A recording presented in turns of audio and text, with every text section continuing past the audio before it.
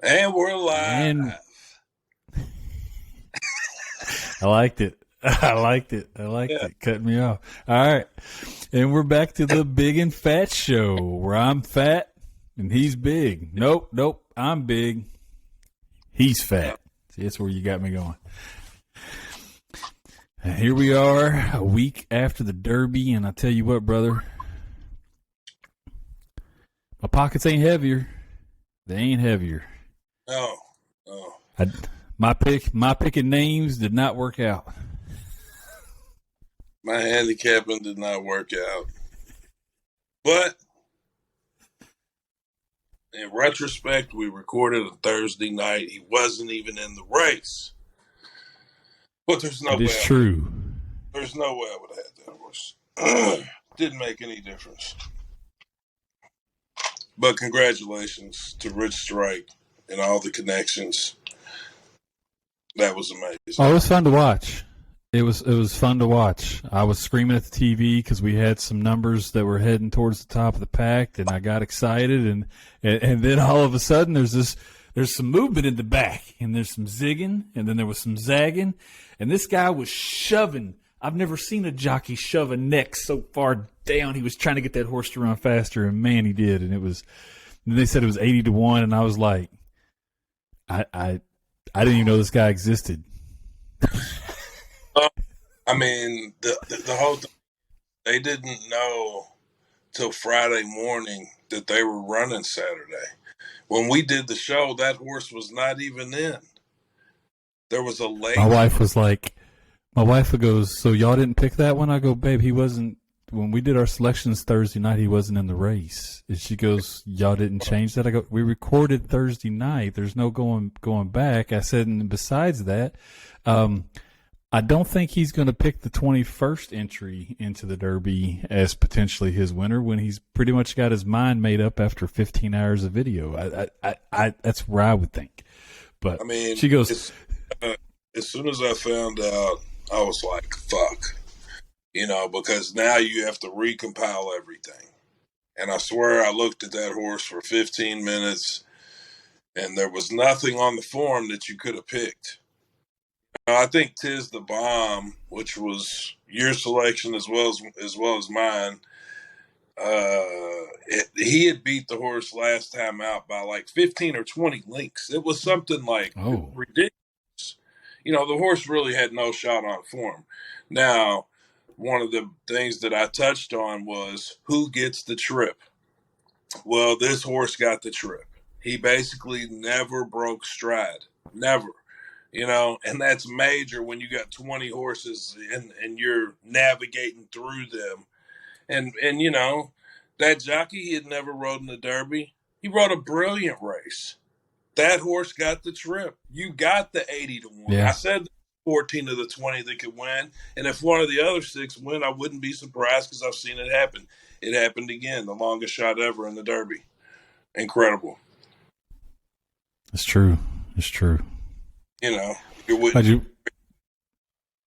How'd we fare on the Oaks? I know we didn't.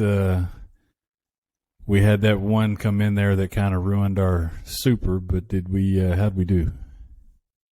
Well, we ran second, third, and fifth collectively, which pays 0. Yeah. Right. But at the head of the lane, it's Epicenter, Zandon, Mo Donegal's coming from the back. Tiz the Bomb's coming from the back. I'm like, all right, so we got first and second. And then my dad says, who the fuck is on the rail? I'm looking, and I know numbers because you know the color of the saddlecloth. Well, it was white. Well, white is the 2. Well, no, in this case, it's also the 21 because you don't have 21s, Right. And it's, and then it registers who it is. This is the horse that just added in yesterday, wins the biggest race in fucking race. I mean, it's sensational. It's sensational. I mean, that's the thing about the Derby. I took a bath took a fucking bath. But it was still like, it's historic. Like, I mean, I still enjoy it. It's not like, fuck, I just, I lost 1,000 on the Derby. Right. it's like, Right. it's just, it's an amazing thing to see. And it just, it shows anything can fucking happen. And it did this past weekend. I told you the average super for 20 years averages 55 bands. This one was 300. I think it should have been more. I mean, having the second and third, Epicenter and Zandon, that wasn't hard. Simplification ran fourth. Those are two tough fucking picks to have. I think it should have been probably $1 million. That was insane. You saw something that we may never see again. $160 something for a $2 win bet. It was. I had a real good time. My kids were old enough to enjoy it. They were screaming at the TV at their horse, which none of them won. But they were playing for the ice cream sandwich after dinner. Mom took that down. That was our derby. That was it. That was the big caboodle. Did you hear today? Or no, it was yesterday that I heard that Rich Strike's not going to run in the Preakness. I was curious as to why. After a run like that, why wouldn't you turn that horse loose? It's tough because here's what I'm going to tell you. I had this conversation with my dad probably 3 hours ago because I said, Dad, they're not running Rich Strike in the Preakness. And he says, what? And that's, and it's like, yeah, I'm like, there was nothing like he's injured. We don't think he can come back next Saturday. I mean, there was nothing like that. We're just going to aim him for the Preakness, or the Belmont, excuse me. So the whole thing is, if he comes out and he runs a turd in the Belmont, maybe they know that, there was quite a bit of luck on Derby Day. But if he comes out and he wins the Belmont, they're going to look a little. I'm thinking, well, we could have probably won the Preakness too and been a legit Triple Crown winner, because it's like we've had two in the last few years. Bob Baffert, you cheating prick. I mean, you were my favorite trainer. That was a tough pill to swallow as a fan, as a handicapper, as a horseman. But, I was interested at that angle too because he had two horses in the Derby this year. Even though he's banned under a different trainer's name, they just happened to get trained the race before. There was a lot of buzz about them. They ran first and second in the Santa Anita. I really wasn't on board. Don't get me started on this. I didn't think this suspension was big enough. I mean, you got guys like my main man Pete Rose still paying his life penance for what I would call minor infractions, and then you got this 2 years. And you know what I'm saying? No. And then, he had two Triple Crown winners in, 3 or 4 years, and it's like before that it had been 30 something years. And it's like, one of them tested positive for that same thing. So it's like, so none of that shit that we saw as history to me, like it almost needs an asterisk, like you want to put an asterisk on. Barry Bonds and, McGuire and Sosa, and, because of steroids and home runs, like they're, it's the same fucking thing. The fucked up thing for me is it's not the horse's fault. The horses can't, put a cream or, stick them in the ass with a needle. Like that's fucking bullshit for the horse itself. But for everybody else involved, man, come on, man. And, like I said, Baffert was my favorite trainer until it was like, really, again? All right, man. I'd given you the pass because I loved you. You were my man. But no. 2 years is light. But I was interested to see how his horses were going to run because if he would have came in here and Tim Yakteen would have won the Derby it would have been pure pandemonium. You know, these horses were super buzz horses that ultimately didn't do shit. Nothing. Right. You know, and I'm not a West Coast horse man. I'm just not. I didn't like them. And they didn't do shit. Fuck them. There you go. Fuck 'em. I just like West Coast horses. I mean, you know, it's just an opinion. Speaking of that, don't we have a particular place we're wanting to play tonight? I know you play. I know we live near Churchill Downs and Keeneland, but it seems that you like to play out west. Where do you play out west on the weekends? They're long shot monster. Well, I've been a Los Alamitos man for like 25 years, maybe more than that. Let me see. Well, here's what I'll tell you. It was before they even showed Los Alamitos on TV, because they ran late, you know, and I had some money in the account. It was the only track running. I couldn't get a form or nothing, so I shit bet. I bet a trifecta on the 4, 5, and 9. It comes in. It pays like $900, you know, and I'm like, oh yeah, I love this place, you know, because it was complete bullshit. Well, then I finally kind of started really looking at it, you know, and it was quarter horse racing, and it was different. Because, you know, quarter horse racing, they're running 300 yards, you know, so let's get out and, you know, whoever's the fastest wins at 300 yards. It's insane. You know, you're 15-second races, you know, and I've never stopped playing there. Like, it's like my home track because I play there every weekend. I don't play Churchill every weekend. I might spot pick a few. Now you've told me before that you still don't play every race there. You're still looking for a certain field, though, right? I mean, for me, you got to have 8 horses in the race because I'm a trifecta and a superfecta player. So it's got to be a minimum of 8.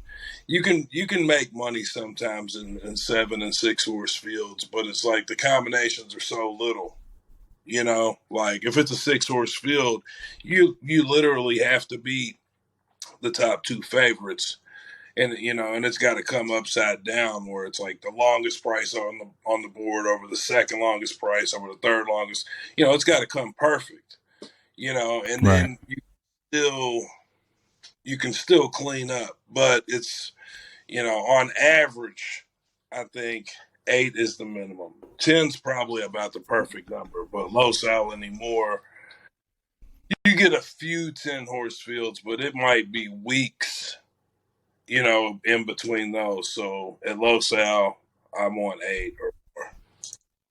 Pretty much like my old lady. Okay. She don't get.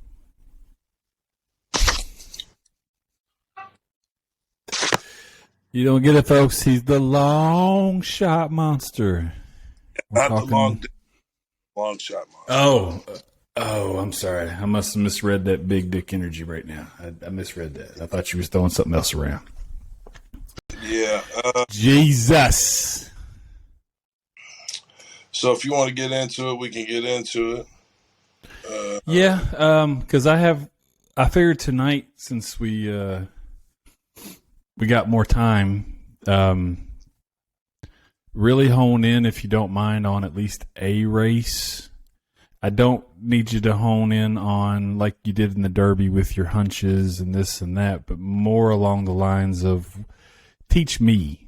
I'm betting. I know I don't have a program in front of me. I know that would make more sense, but you're not going to be with me when I go to these places all the time. If I'm going to sit down, what are the key things am I looking for in a race that keeping it simple to just make me a little better? If that makes sense. Well, yes, no, it makes sense. But trying to I know you can't cram 25 years into 3 sentences, but more like what I'm saying is, so obviously we talked about how I only look at names and numbers and stuff like that, but I know you at least need. I know if I could read. You're going to have to look at the form, and you're going to have some basic knowledge, and you're going to have to be able to determine what the pace of the race is going to be. Sometimes in a 10-horse field, you'll have 7 horses that want to be on the lead. Well, they're going to go out there and just fucking kill each other. That's the way it appears on that's what they do. These horses, sometimes they have to be in first. So if I see a field of 8 horses and 6 of them are all the kind that want to sprint to first, and I've got 2 that don't, am I thinking that the 6 are going to tire out and now my 2 may have a shot? Or am I thinking that they're definitely not going to have a shot because they got 6 studs trying to kill each other to get to the finish line? They're running harder. Okay, so of those 6, what'll be funny is like 2 or 3 of them will shoot out to the front. Which forces the other 2 or 3 to rate, and rate means come from off the pace. So then you're looking at the fractions versus the distance, because the shorter they go, the faster the fractions are. And the fractions they give are the quarter, the half mile, 3/4 mile, mile. And, past that, if it's a race that's longer than that. So, you're looking at. So when you're saying they're picked, so the first quarter, they might be at a slower pace than they are at the halfway point and the 3/4 point, and then the home stretch, they're shifting gears. That pace is changing. It's like, some horses come out and they can get into their, fastest stride. It's how long they can maintain it. But, okay. They're at full speed more or less right out the gate. That's what you get with quarter horses. But, there's certain thoroughbreds that have to have the lead, and, they can maintain that for, half a mile, 3/4 mile, sometimes, sometimes much longer. But, it's like, okay, so if you've got an 8-horse field and 5 of them show speed, then, okay, who's the speed of the speed? Is somebody just a lot faster than the whole field? Or is it like all 5 of these motherfuckers should be neck and neck and really burning each other up? And 9 times out of 10, when the race actually happens, you figure on about half of that really happening. And if it really happens, then I'm looking for a closer, and who's not going to die that's, one of the couple speed horses. So it's like, who's going to maintain the longest on the speed, and then who's going to be picking them up late when they're falling apart. So learning the pace of the race, I think that and time handicapping is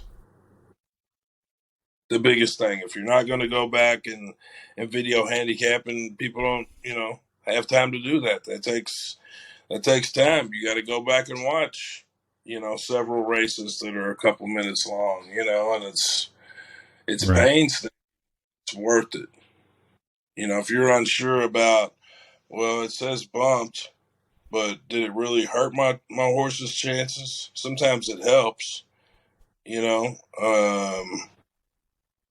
a more defined answer of what the trouble line says versus, it'll show you every 1/4 mile where that horse is positioned and by how many lengths is it behind, so you can kind of see it in your mind, but then you can't see the bumps and, he had to steady right there,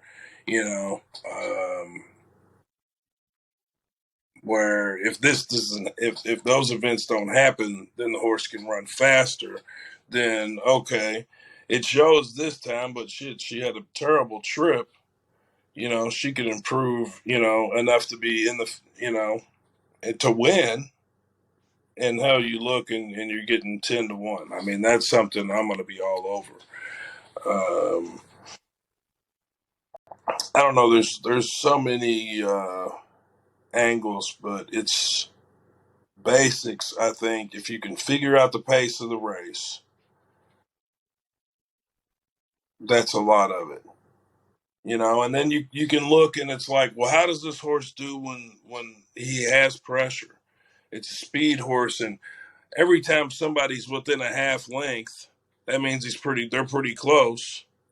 He doesn't, he runs fourth or fifth. But if he's got a comfortable lead, he'll go wire to wire. So that pressure burns his ass up, and they'll have a form like that. It's some shit that you can some shit that you can bet on. I mean, it's a beautiful thing. I love it.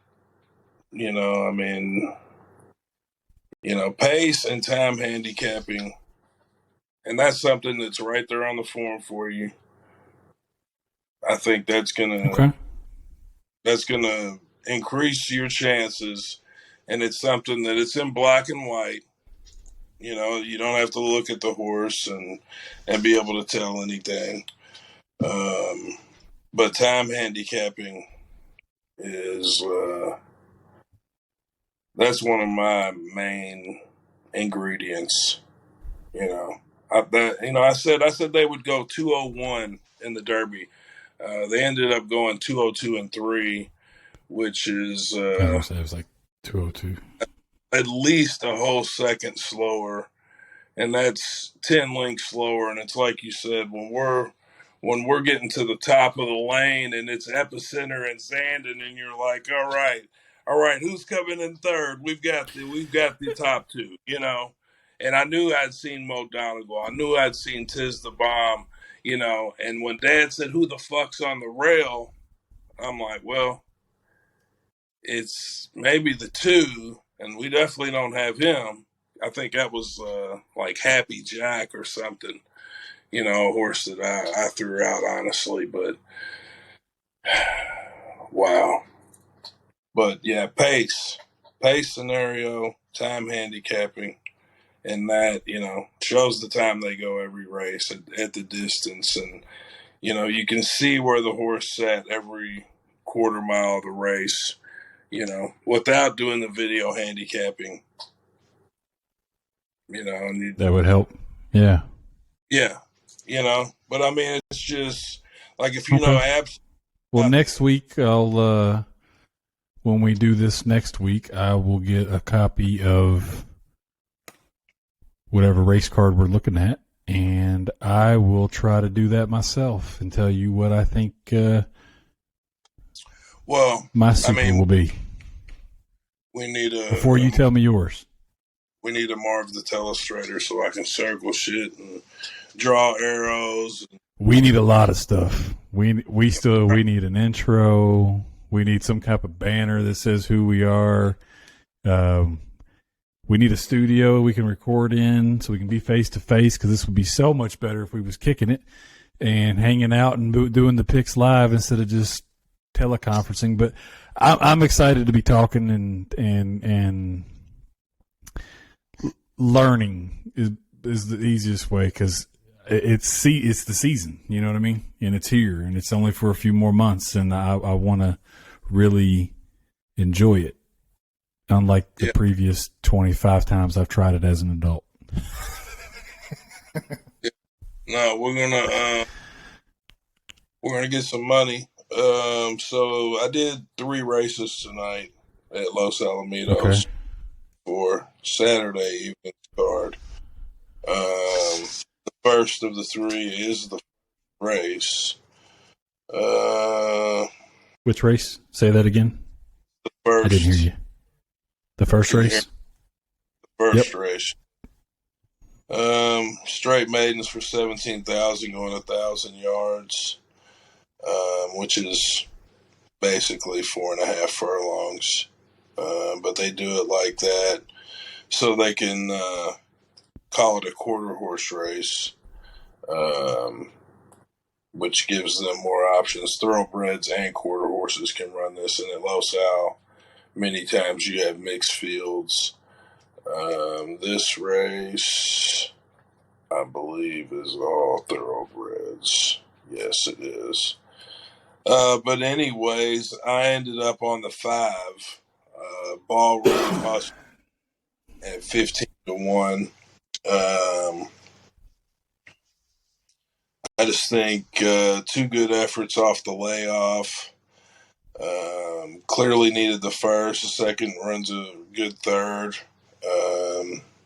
This field's okay, but it's not super tough.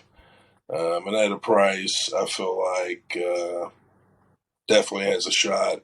My second selection is the 3 Helicopter Pilot at 4-1. I had trouble the last 2 starts. Was recently claimed by Angela Aquino, and she's been around Los Al forever. But really, the horse has a couple of excuses, and before that, runs third, runs second, runs second, runs third. So likes to be in the money. My third selection is the 1 Flying Charlie at 4-1. Also trained by Angela. This horse is shipping in from Turf Paradise and used to running against much better and longer races, really. But when you go back to when the horse ran at Los Al, he did really well. He's got 2 races at Los Al. He ran second both times. So a lot of horses, they just like certain tracks. They might go everywhere else and run like shit. So, and then my 4th selection for the Superfecta was the 7.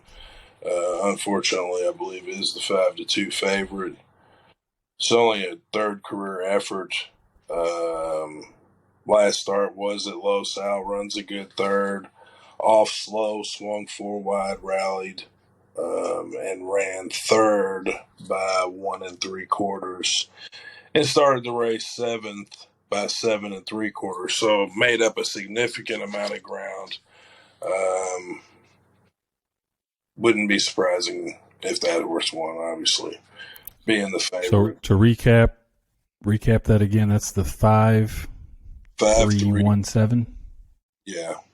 And, okay. And I'll play that is I will play a $1 try box and a $1 super box. That'll cost me $48. And then I will probably bet like 10-1 on the 5 and maybe 5-1 on the 3-1. So really, you're in for about $68. And, you could, it's not going to pay anything incredible unless the 5 wins. And even then, I mean, it's like, second, third, and, first, second, and third choice up under a long shot. So it won't be anything crazy, but maybe you bet $70 and you win 500, you wouldn't be upset about it, or I'd hope not. No. Anyway, on to the second race. Second race is... Now, is this the actual, your second race you're picking from, or is this the race number 2 for the Saturday races? Number 2 at Los Al.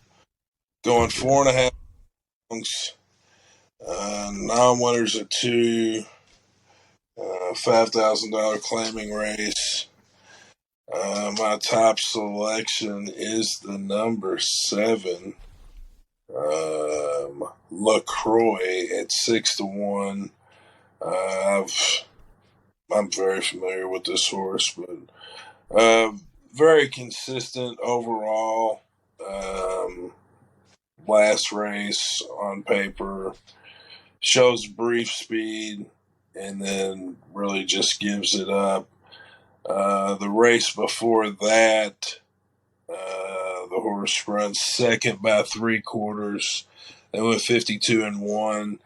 That's about what this race is going to be. Race before that, she goes 52-1. and wins. So she showed, and then even the race before that, she goes 52-1, and she was second by 3/4 at that. So she's consistently at this time, and the time for this race, it might be 51-4, it might be 52 flat. This horse is definitely live, and then versatile run style. The horse can go to the front, the horse can sit just off, the horse can close a little bit. So that's a good thing to have. Facing other horses, like, doesn't have to have the lead, can sit just off the lead, or if it can come from behind if needed. So depending on how the race sets up. My second selection is the 6, My Sweet Mary, at 5-1. Recently runs a complete turd, runs 6 by 10 3/4. Says 4 wide trip empty. So, she got wide, she got tired. The race before that, she wins at 51-1, which was just the time I was talking about with LaCroix. So, if I like LaCroix that runs that time, why wouldn't I like My Sweet Mary? My fourth choice is the 4, I believe the favorite, Beautiful Butterfly. Wins her most recent effort and went 52-2. It said bothered start, 3 wide, drew clear. So, a rough beginning, goes wide, and still able to get it done. Would clearly be no surprise. The 3, which I'll be playing to win, is My Little Fanny. It's a hilarious name, but 15-1, and could run back into form and be involved. And if she's involved, that's going to make your numbers pretty scrumptious.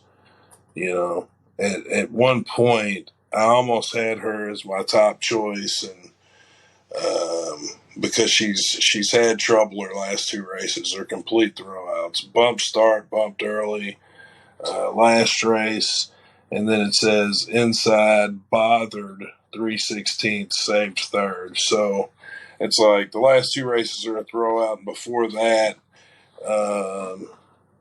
she's got a first and a third against similar.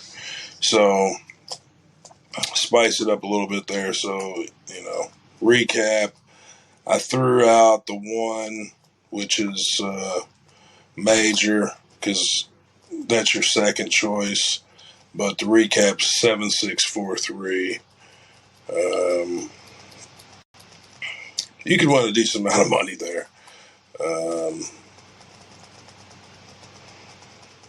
Anyways, skipped the third, but it's only a 6-horse field if you want to look at it and use my picks for a pick 4.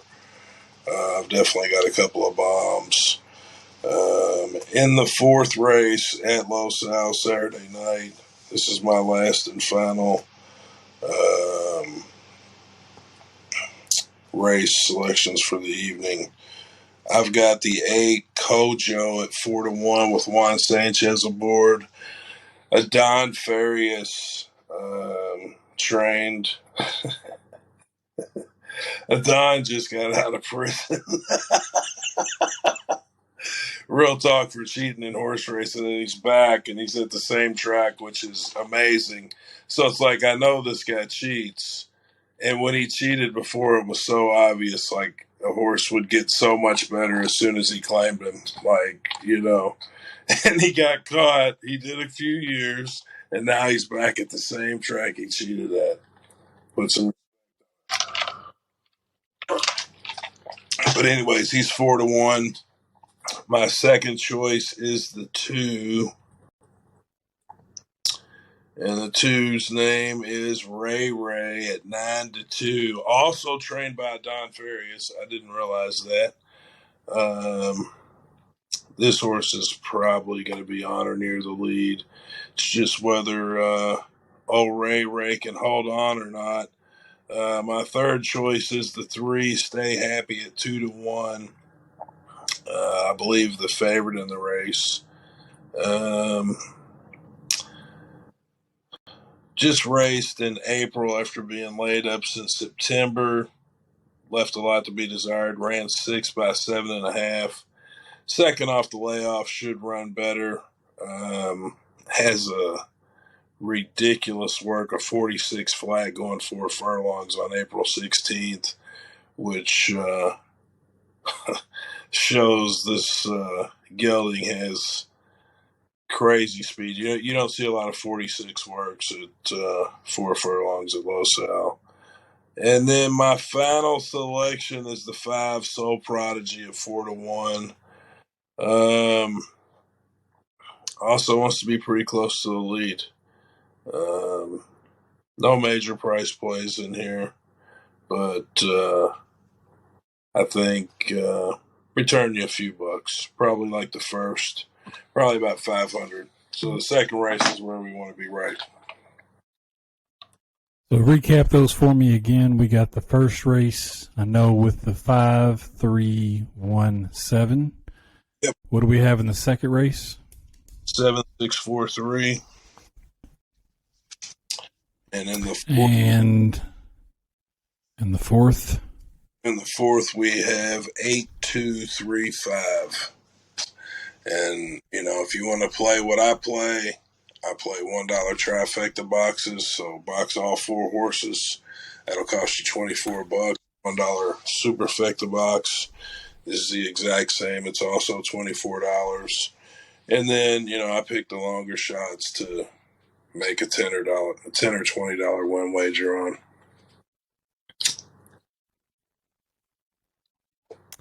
Quick question. Which race had the helicopter pilot horse? I want to say it was the second and first. Is that the number 6 horse? Or the number 7? And it's the horse number 3. In the first race, the horse number 3? Yeah, helicopter pilot. It's speaking to me. That's when we're not on air, I'll tell you why. Surprises me. Because I'll make him. It's definitely going to be an off-color joke. You already know about who. I won't even go there. Yeah. I would have on national TV right now.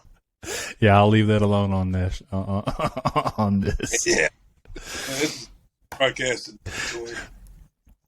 We had 19 views last week. I don't want 18 of them to be upset with me. I'm just saying, some of us support some people. Oh man. Anyway. Well, that's good, man. I should probably let you know somewhere in giving out between the first and the third race, my system crashed. I had to reload 2 separate times. It started 2 separate recordings on my end. If your end just didn't do that, then I think we're good. No, mine just has FYI. Yeah. Great. That's why I had you recap, because I couldn't hear you on the second part. So I'm going to be anxiously waiting to edit this so I can find out what happened so I know what to do. But, man, when is the Preakness? The Preakness is next Saturday. Next Saturday, okay. So we're going to go big next week. Yeah, it's back to back. It's, I don't know. The thing is yesterday or the day before they announced that Rich Strike wasn't going to run, they had him at 8-1, which honestly is a little bit disrespectful because the horse did just win the Derby, but in a 9 field, third or fourth longest, probably fourth longest shot in the field. like no respect on the Derby win. And then it's like, they skip, which is, it's hard to understand. I mean, I guess once once the Belmont runs and you see what the horse does, I mean, if the horse wins the Belmont as the connections, I'm sick a little bit. Like, we could have been Triple Crown winners and we just, Now, if the horse is hurt or anything at all, I get it. But if the horse is healthy and able to go, and you go, and then you end up winning the Belmont, I mean, ooh, man. Because... Well, I think it's their way of doing the whole, they said they don't ever race a horse unless they know it can win. And they try to say that, I guess this race is shorter than the Belmont. And therefore, he has a better shot at the Belmont. Well, I mean, and I'll say that is true. This horse, the way it ran in the Derby, the mile and a half will be nothing. And that's what the Belmont is. Right. That's like, the Derby's attested a mile and a quarter. Well, then they shorten it up to the Preakness, and it's a mile and 3/16. So it's a 16th of a mile shorter. If the Derby was a 16th of a mile shorter, I believe Epicenter and Zandon would have ran 1-2, and he would have ran third. But still, like, you got to make your move a little earlier. But the whole thing is like, the opening quarter mile in the Derby was the fastest ever. Lightning pace. So it's like, you can't carry that for a mile and a quarter. And I mean, I was off by over a second on my projection as far as what I thought they would run it in. And he got the trip. That's, But I don't know how you skip the Preakness, but maybe, if the horse runs a turd in the Belmont, all right. But the horse tested, clean. So that's beautiful. The only other thing I wanted to add to today's show was I've got that other podcast starting up that I told you about that I thought you'd be really interested in, talking about everything Kentucky Wildcats. I know you're a diehard fan like I am, and a couple other buddies, and I don't know. It'd be I'm sure we'll still talk some horses on that as well, but I don't know. It's called We Dem Cats, and we'll be recording our first episode here in the next few days, and we'll have it up on the internet. I'd like to invite you, man. I think you'd be great on the show. Yeah, I know you're busy. I'm not against it, but we'll have to see when it fits. I'll definitely do it. All right, brother. All right. Well, man, I will. We'll have another episode up for next Saturday. There's no at the Preaknesses. They don't run a day early like they do at Oaks here, do they? Yeah. I think they do. I think it's called like the Black Hat Susan or something. That's like their Oaks. So yeah. Are you playing that as well, or you only play on the? No, I'll be playing both days. Okay. So then we'll be trying to put this up on Friday then, so they can see it. Okay. Well, for next week. Yep. Yeah. This one we're only doing up Saturday night, so I'll have this up on Saturday so they can see it then. All right. Well, if you think my picks suck, put it in the comments. I purposely had all this. If you agree with my picks, put it in the comments. If you bet with me, put it in the comments. So we're gonna see. If you think the Versace shades are a good addition to the show, put it in the comments because I liked them. Oh yeah, that's all I'm saying. That's like my signature. So I'm loaded with shade. Unhealthy obsession with shade. But it's because I look like there you go. Without them. So now we will see y'all next week. Well, I don't care what anybody says, brother. You were the original Beard Gang. You are the Fat Don. You are the long shot monster. And although we did not have the connection that we wanted to have last week, I have a good feeling about this week. So we'll see what happens. Yeah, that's the great part about this game. It's always next week.